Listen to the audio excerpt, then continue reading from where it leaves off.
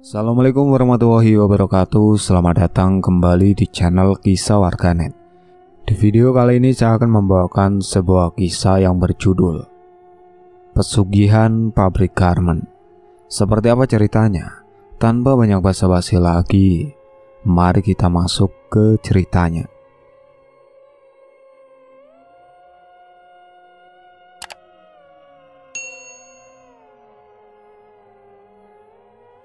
Pagi itu langit Jakarta berawan.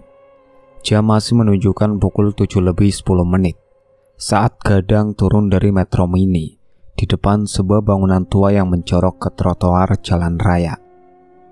Di antara deretan kantor modern yang menjulang, gedung ini tampak mencolok. Bangunannya tinggi, dindingnya bercat putih kusam, dan jendela-jendelanya besar dengan bingkai kayu yang mulai lapuk. Di depannya terpasang pelangseng kecil bertuliskan nama perusahaan garmen yang kabarnya sudah berdiri sejak puluhan tahun lalu. Ini kantornya, gumam Gadang pelan, mengatur nafas dan menyeka peluh dari keningnya.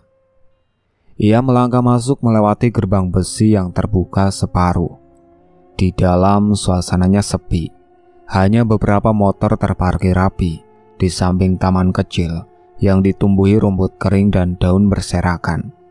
Ia tak melihat satpam atau petugas penerima tamu. Sambil menunggu jam masuk, Gadang berjalan menyusuri sisi luar gedung utama. Jendela-jendela lantai dasar tertutup tirai tebal, dan bagian belakang bangunan tampak seperti gudang lama yang tidak lagi digunakan. Lantai atasnya terlihat remang, terutama di lantai 4 yang bagian kacanya kusam dan tidak terjangkau cahaya matahari. Ia berdiri memandangi ke atas. Aneh, kenapa bagian atas seperti kosong? Pikirnya sambil mendongak. Hembusan angin pagi terasa dingin menampar telinga, membawa suara samar seperti dengusan halus dari arah jendela itu. Gadang mengerutkan dahi, lalu cepat-cepat memalingkan wajahnya. Ia tahu perasaannya tidak enak, tapi mencoba menolak logika itu. Langkahnya kembali ke halaman depan, berpapasan dengan seorang perempuan muda yang tampaknya pegawai. "Mas baru mulai kerja ya?" tanya perempuan itu sopan. "Iya, katanya jam 8 wawancara," jawab Gadang. "Oh, biasanya nunggu lama, bos suka telat. Mas bisa duduk dulu di ruang tunggu." Gadang mengangguk dan masuk ke bangunan induk. Ruang tunggunya luas tapi kosong. Cat temboknya mulai mengelupas di beberapa sisi, dan kursi plastik tua berjejer di sudut ruangan. Ia duduk diam, melipat tangan, dan melirik jam dinding yang sudah tak berdetak. Sudah lebih dari 30 menit ia menunggu. Sepanjang waktu itu pandangannya terus terpaku ke langit-langit tinggi dan tangga besi di ujung lorong yang mengarah ke lantai atas. Tangga itu hanya disinari satu lampu neon kuning yang berkedip pelan, seperti hendak padam. Lorong di sebelahnya gelap dan dalam, tak ada suara, tak ada langkah, hanya hening yang memanjang. 1 jam berlalu, suara sandal berderit datang dari arah belakang. Gadang menoleh. Seorang wanita berseragam muncul dengan senyum kecil. "Mas Gadang ya? Silakan, ditunggu sebentar lagi. Bosnya baru datang," ucapnya singkat. Gadang mengangguk tanpa bicara. Ia kembali menatap ke arah tangga yang sama. Tak tahu kenapa, ada sesuatu di lantai atas yang terus memanggil perhatian. Tapi bukan karena penasaran, lebih karena rasa tak nyaman yang perlahan tumbuh sejak ia tiba. Ia menunduk, lalu memejamkan mata sebentar. Tapi bukannya tenang, kepala justru terasa penuh. Bayangan tangga besi yang redup, jendela buram di lantai atas, dan lorong yang tak berujung terus berputar di dalam pikirannya. Ia menarik nafas panjang, berharap suasana segera berubah. Sayup-sayup suara sandal dari arah dalam kembali terdengar, kali ini lebih dekat. "Mas Gadang, silakan masuk. Bapak sudah menunggu." ucap perempuan berseragam yang tadi menyapanya. Nada bicaranya datar, tidak ramah, tapi juga tidak kasar. Gadang berdiri dan mengikuti langkahnya melewati koridor pendek menuju sebuah ruangan yang terletak di ujung bangunan. Pintu kayunya tebal, dengan gagang logam berkarat. Begitu pintu dibuka, asap tipis langsung menyergap wajahnya. Bau menyengat menusuk hidung, antara dupa terbakar, buah membusuk, dan entah apa lagi. Di balik meja besar dari kayu gelap, duduk seorang pria berperut buncit yang sedang menyantap nasi, lauk, dan potongan buah dalam jumlah banyak. Tangannya bergerak cepat menyendok makanan, suaranya mengunyah keras dan tak tertutup mulut. Sisa kuah menetes ke dagu dan meja. Pria itu tidak menoleh, hanya berkata sambil mulutnya masih penuh. "Duduk saja, sebentar ya." Gadang diam sejenak, lalu perlahan duduk di kursi tamu yang tersedia. Kursinya keras dan dingin. Matanya tak sengaja menyapu sekeliling ruangan. Ia terkejut melihat sebaris dupa yang menyala di tiap sisi dinding. Di pojok ruangan, berdiri patung pria dengan kepala besar. Kedua tangan menggenggam sesuatu yang tak jelas. Di dekat patung terlihat tumpukan buah dan kue yang sudah membusuk. Sebagian bahkan meleleh ke lantai. "Lama nganggur ya?" tanya pria itu tiba-tiba.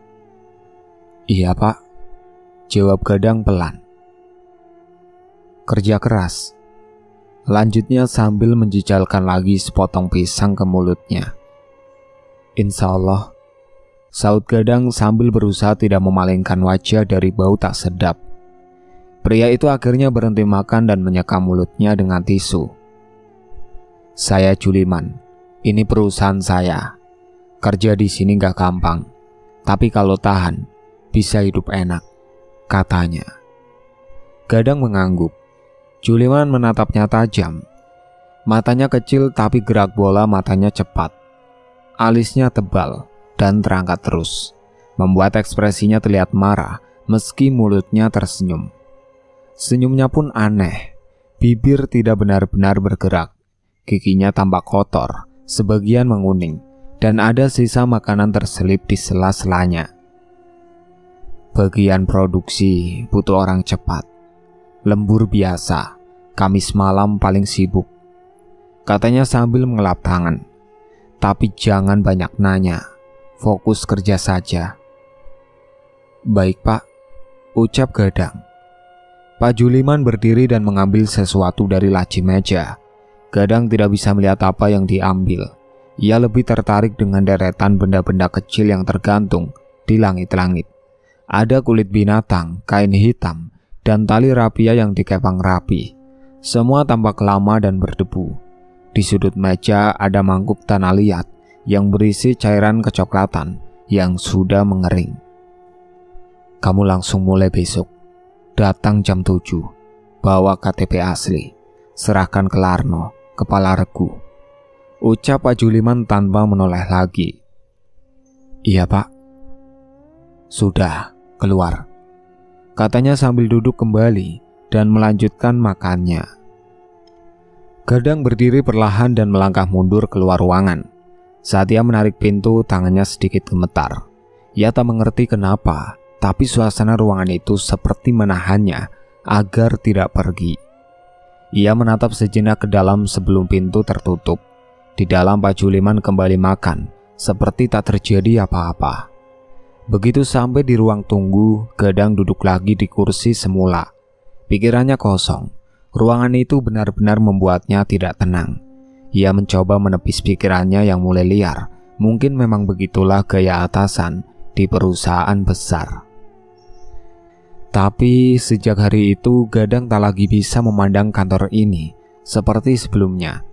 Rasa tidak nyaman yang semula ia abaikan perlahan berubah menjadi beban. Setiap kali melewati ruangan Pak Juliman, nafasnya tertahan. Bahkan bau dupa yang kadang masih tercium samar di koridor depan membuat perutnya mual. Namun semua itu harus ditahan demi tetap bisa bekerja. Tidak ada pilihan lain. 3 minggu berlalu. Gadang mulai hafal ritme kerja di bagian produksi. Ia terbiasa menyelesaikan laporan pengepakan dan data pengiriman. Hari-harinya nyaris tanpa suara, hanya terdengar dengung mesin dan suara sepatu para staf yang lalu lalang. Tapi satu hal yang selalu jadi bahan bisikan-bisikan adalah malam Kamis. Hampir semua orang menolak lembur di malam itu, bahkan yang biasanya tamak upah tambahan sekalipun. Suatu siang, Larno menghampirinya di ruang pencatatan. "Nanti malam kamu lembur, Dang?" tanyanya pelan, sambil menatap lembar absensi. "Iya, disuruh bantuin bagian sortir, karena besok pengiriman besar," jawab Gadang. Larno menghela nafas dan menunduk. "Hati-hati aja, jangan keluyuran ke atas, apalagi ke lantai 4. Gadang merutkan dahi. "Emangnya kenapa?" "Udah, pokoknya jangan, percaya aja." Menjelang malam, suasana kantor perlahan kosong. Satu persatu karyawan pulang. Di pukul 8 malam hanya tersisa 2 ruangan yang masih menyala. Ruang produksi dan ruang data tempat Gadang duduk. Laporan masih tertumpuk. Ia menunduk, mengetik cepat sambil sesekali mencoret catatan di sampingnya. Lalu tiba-tiba terdengar suara langkah kaki kecil dari luar ruangan.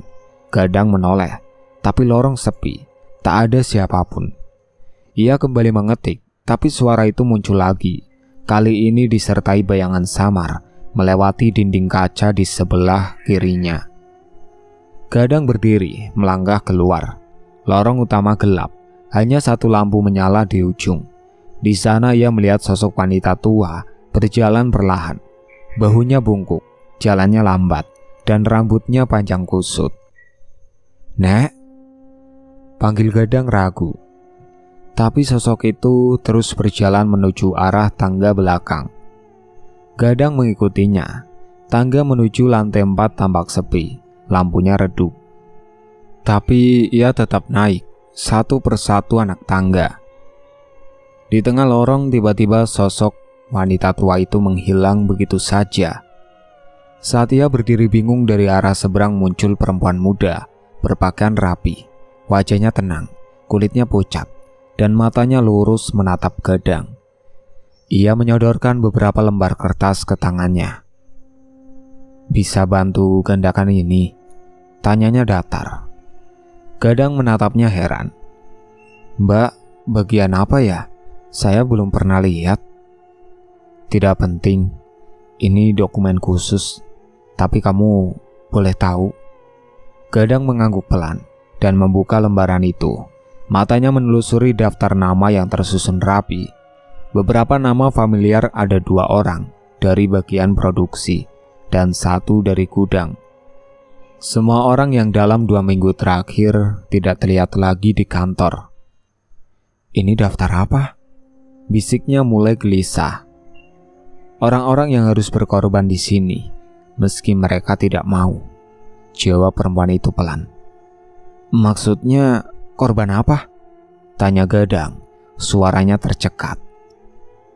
"Darah," jawabnya pelan, lalu tersenyum tipis. Kadang menahan nafas. Tiba-tiba hawa di lorong terasa lebih dingin.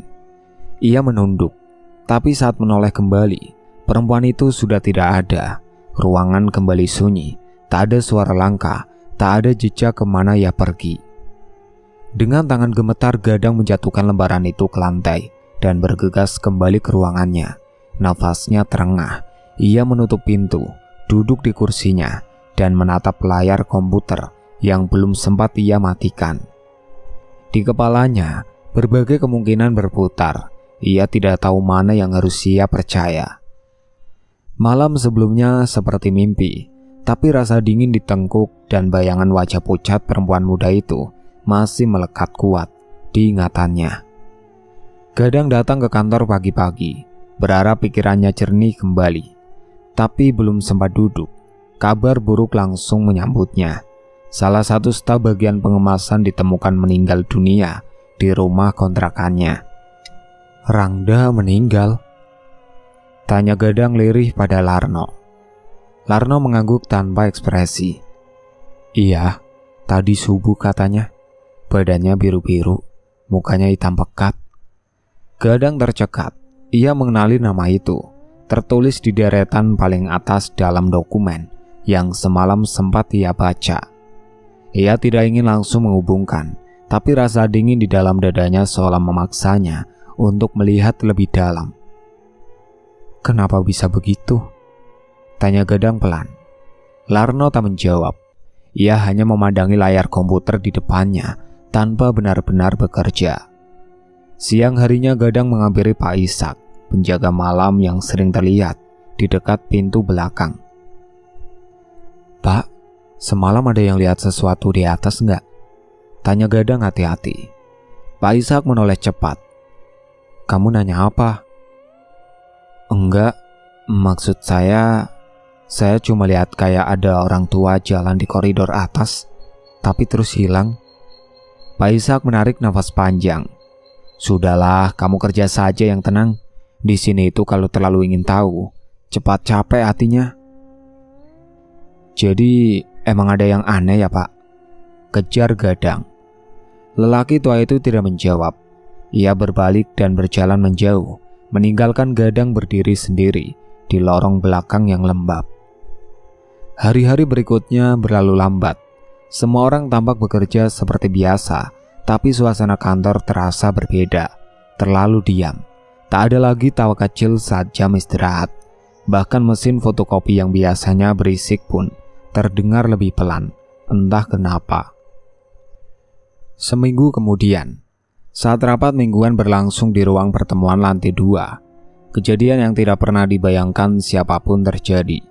Pak Surana, manajer divisi logistik, tiba-tiba berdiri dari kursinya dan menjatuhkan map laporan ke lantai. Ia menatap kosong, lalu tubuhnya bergetar keras seperti kejang. Beberapa orang mencoba mendekat, tapi Pak Surana membuka mulut dan bersuara, bukan dengan suaranya sendiri. "Aku Karissa. Aku yang selama ini kalian panggil untuk kerja kotor itu," katanya dengan nada pelan tapi tegas. Suaranya seperti perempuan muda. Ruangan mendadak sunyi, semua menatapnya. Tak ada yang berani bergerak. "Aku tidak ingin ini terus terjadi, tapi dia tetap memanggilku, menyuapku dengan makanan, dengan darah kalian. Dia ambil sari tubuh kalian dari dalam perutnya." Lanjut suara itu. Pak Juliman yang duduk di sudut hanya diam. Tak ada satupun dari staf berani melihat ke arahnya. "Aku lelah, tapi aku juga terikat. Aku cuma budak dari perjanjian yang dibuat sendiri," ujar suara itu sebelum akhirnya tubuh Pak Surana roboh dan ia jatuh pingsan di lantai dengan keringat membanjiri tubuhnya. Setelah kejadian itu rapat dibubarkan, tidak ada penjelasan, tidak ada instruksi. Semua orang kembali ke ruangan masing-masing dengan wajah gelisah. Sore itu, kantor seperti tempat kosong yang tidak ingin dikunjungi siapapun. Gadang duduk di depan mejanya, menatap layar komputer yang belum disentuh sejak pagi. Kepalanya penuh. Kata-kata Karissa berputar tanpa henti. Ia mulai menyadari bahwa ini bukan lagi sekedar kecurigaan. Tapi saat ia melihat ke sekeliling, tidak satupun dari rekan kerja berani membahas apa yang terjadi. Sejak kejadian di ruangan rapat itu, kantor berubah. Bukan lagi karena suara Karissa, tapi karena sikap semua orang yang tiba-tiba seolah tak melihat apapun. Gadang memperhatikan gelagat para staf, kepala regu, bahkan supervisor yang biasanya cerewet. Semua memilih bungkam dan hanya bicara soal target kerja. Setiap orang bekerja dengan kepala menunduk, seolah takut memancing sesuatu yang tidak bisa mereka kendalikan. 2 hari kemudian, Gadang melihat seorang pria tua duduk di ruang tunggu depan kantor saat jam sudah hampir malam. Pria itu memakai baju koko kusam dan sarung batik. Kepalanya tertutup peci hitam dan di tangannya tergenggam kantong plastik yang tak diketahui isinya. Tak ada yang menyapa atau memperkenalkannya, tapi malam itu kantor tidak sepenuhnya kosong seperti biasanya. Larno membisikkan kalimat pelan saat mereka berpapasan di lorong. Itu yang dipanggil Pak Juliman tiap malam Jumat Kliwon. "Siapa?" tanya Gadang. "Orang pintar katanya," jawab Larno sambil cepat-cepat berjalan pergi. Malam-malam berikutnya pria tua itu datang lagi, terkadang sendiri, terkadang membawa 2 orang lain yang mengenakan baju serba gelap. Setiap kali mereka datang, suasana kantor berubah aneh. Lampu di beberapa lorong dipadamkan, beberapa ruangan ditutup rapat, dan selalu keesokan harinya ada saja staf yang tak muncul kembali. Alasannya macam-macam, diberhentikan mendadak, cuti mendadak, atau tidak jelas kabarnya. Gadang mencatat perubahan lain yang tidak kalah mencolok. Beberapa barang produksi yang semula lancar dikirim mulai rusak secara massal. Potongan kain meleset ukurannya. Mesin sablon tiba-tiba berhenti bekerja. Bahkan pengiriman besar dibatalkan karena barang dikembalikan dengan alasan cacat. Semua ini membuat suasana kantor makin berat. Suara telepon dari klien yang marah nyaris setiap hari terdengar dari ruang administrasi. Namun yang paling mengejutkan terjadi seminggu setelah ritual ketiga. Saat itu, Gadang sedang memeriksa catatan pengemasan di lantai 2 bersama Sori, staf bagian pengepakan. Tiba-tiba Sori berhenti mengetik. Tubuhnya kaku, matanya terbuka lebar, tapi pandangannya kosong. Lalu ia menjatuhkan kursi dan mulai berteriak. "Darahnya. Mereka suruh aku ambil. Di atas. Di lantai 4. Semua yang ada di ruangan menoleh. 2 staf perempuan menjerit. Kepala regu panik dan mencoba memanggil tim medis dari klinik terdekat. Tapi Sori terus menjerit dan mencakar dinding dengan kuku yang sudah berdarah. 3 orang akhirnya memegangi tubuhnya sambil berteriak meminta tolong. Gadang hanya bisa berdiri di sudut, membeku, tak tahu harus berbuat apa. Setelah kejadian itu, Sori tidak pernah kembali ke kantor. Tidak ada yang tahu di mana dia dirawat. Yang dibicarakan hanyalah pengganti barunya yang akan datang minggu depan. Gadang makin yakin bahwa semua ini punya hubungan dengan lantai 4. Tapi setiap kali pikirannya mendorong untuk naik ke sana, tubuhnya menolak. Seperti ada yang menahan langkahnya.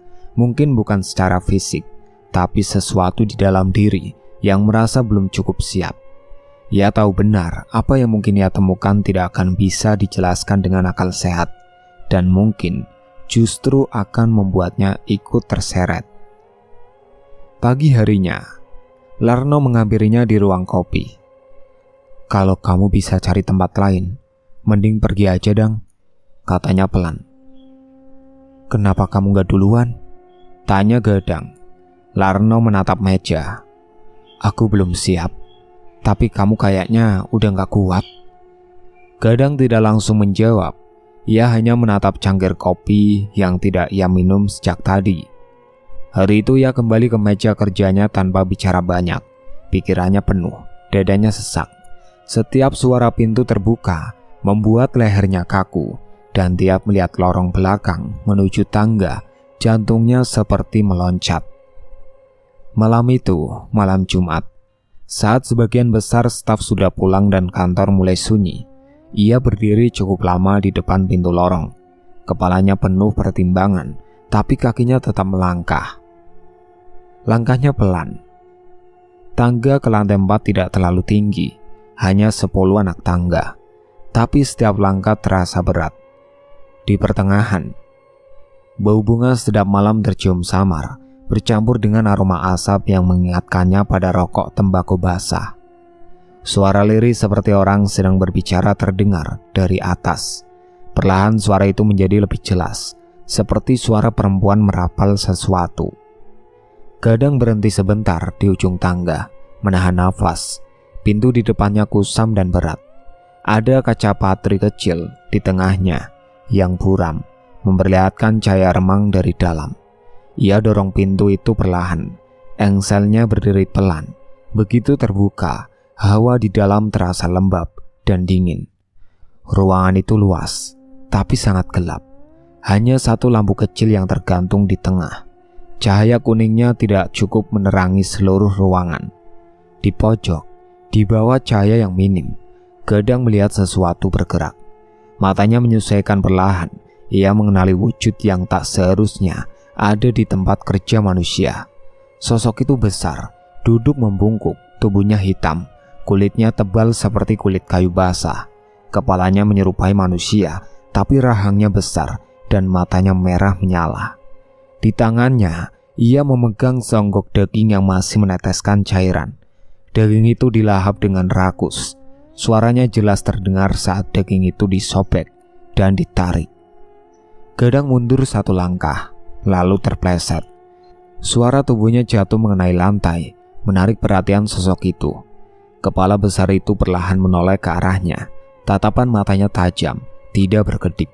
Nafasnya berat dan terdengar dari jarak jauh. Gadang panik. Ia berdiri tergesa dan langsung berlari ke arah tangga, tapi suara langkah berat di belakangnya ikut memburu. Di anak tangga kedua, kakinya terpeleset lagi. Badannya menghantam pinggiran tangga. Pundaknya membentur sisi dinding. Rasa nyeri menyebar ke sekujur tubuh, tapi ia tidak berhenti. Dengan satu tangan tertumpu, ia paksa diri bangkit dan menyeret tubuhnya turun ke bawah. Sampai di lantai 3, ia menoleh cepat ke atas. Tak ada apa-apa di tangga, tapi suara nafas berat itu masih terdengar. Kali ini lebih dekat. Ia tak berani melihat lebih lama. Kakinya terus berlari menuju lorong belakang dan keluar ke ruang produksi. Di sana ia baru berhenti, jatuh terduduk sambil mencoba mengatur nafas. Leher dan pundaknya sakit. Darah keluar dari siku dan lututnya, tapi bukan itu yang membuat ia tak bisa berdiri.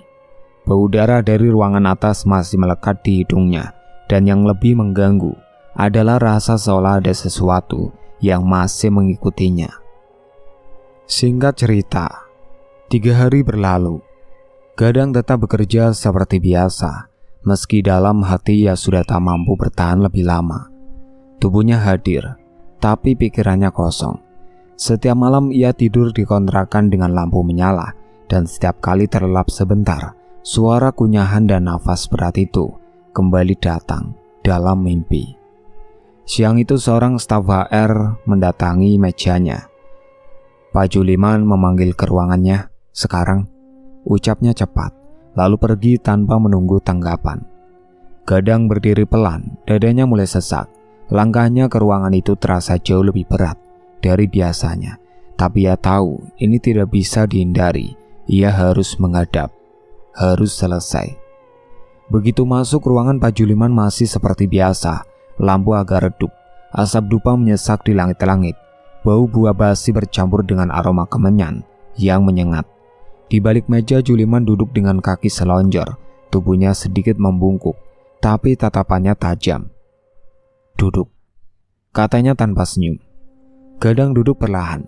Ia tidak berkata apa-apa. Juliman membuka pembicaraan dengan nada pelan tapi mengancam. Kamu pikir bisa sembunyi? Kamu pikir semua yang sudah kamu lihat itu cuma mimpi? Gadang menahan nafas. Matanya tidak berani menatap langsung. Saya ini bukan manusia biasa. Lanjutnya, saya punya ribuan makhluk. Arwah leluhur, jin gunung, jin pasar, jin rumah kosong. Semua sudah aku ikat. Kamu ngerti? Gadang hanya menunduk.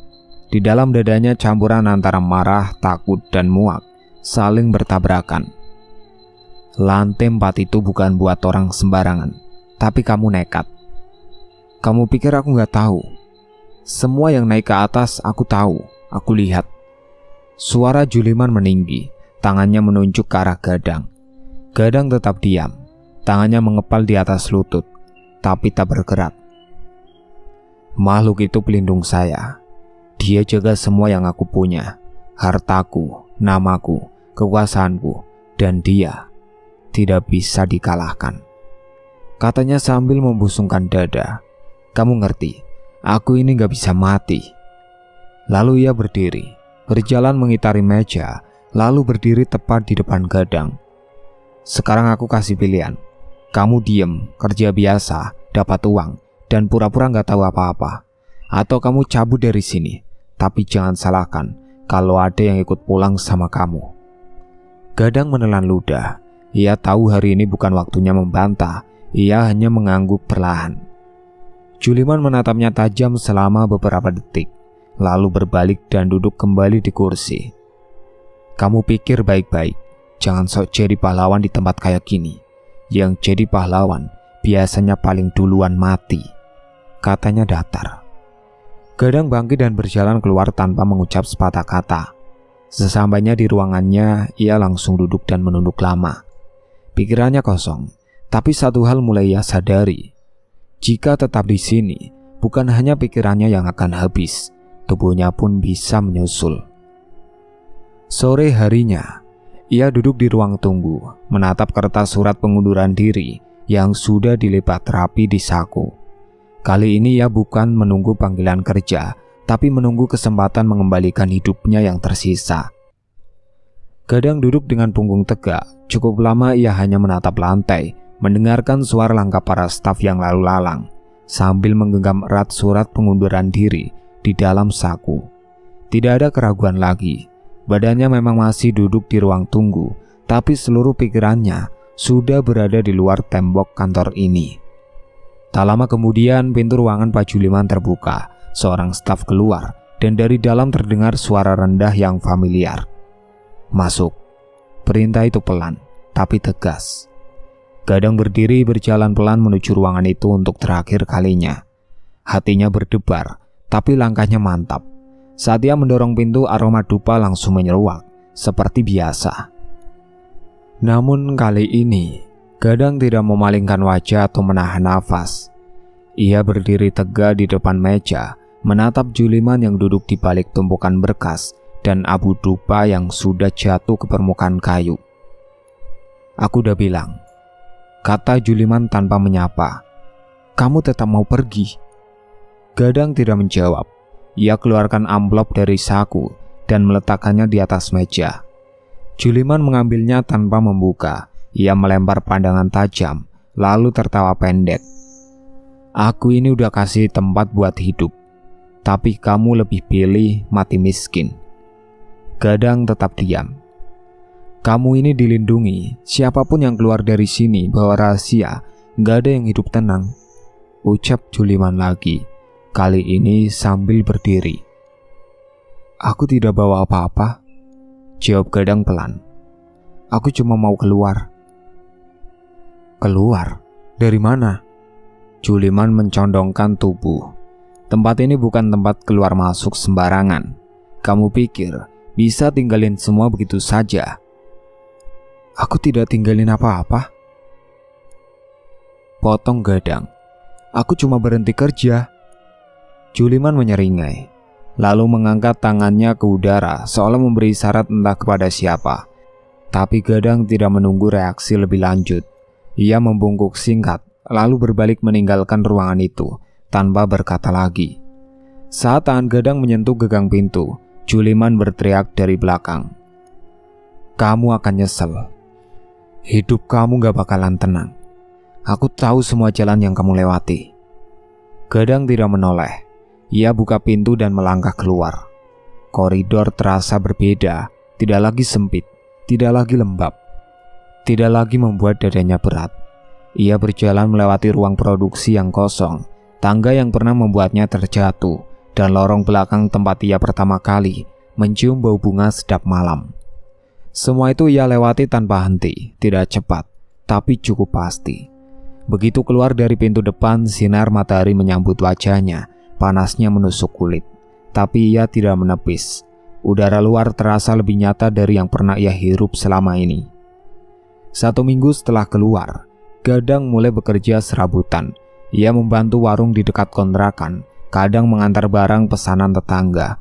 Uang memang pas-pasan, tapi malam-malamnya tidak lagi penuh dengan nafas asing di leher atau suara kunyahan yang membangunkan dari tidur. 2 tahun berlalu. Kantor tempat ia bekerja dulu kabarnya mulai sepi. Pelanggan hilang satu persatu. Beberapa karyawan lama tak lagi bisa dihubungi. Ada yang bilang mereka keluar diam-diam. Ada pula yang katanya tak pernah pulang sejak terakhir lembur. Semua hanya kabar burung, tidak ada satupun yang jelas. Tentang Pak Juliman tidak banyak yang tahu. Namanya tidak pernah lagi disebut dalam lingkaran bisnis garment. Beberapa orang bilang ia pindah keluar kota. Ada juga yang bilang ia masih menetap di lantai 4. Tidak pernah benar-benar pergi dari tempat itu. Gadang tidak pernah mencarinya, tidak juga berharap tahu. Bagi dirinya cukup. Ia sudah keluar, dan itu lebih dari cukup. Sore itu saat sedang duduk di warung kecil tempat ia biasa membantu, seseorang bertanya tentang bekas pekerjaannya. Gadang hanya tersenyum kecil, lalu menjawab pendek. Itu bukan kantor, itu tempat lain. Ia lalu berdiri, mengambil gelas kosong di meja, dan masuk ke dapur. Sambil mencuci, pikirannya kosong. Tapi di dalam hatinya, ada satu hal yang ia yakini sepenuh hati. Ada tempat yang harus ditinggalkan bukan karena gajinya kecil, tapi karena nyawa terlalu mahal untuk dipertaruhkan. Itulah akhir ceritanya. Sekian dari saya. Wassalamualaikum warahmatullahi wabarakatuh.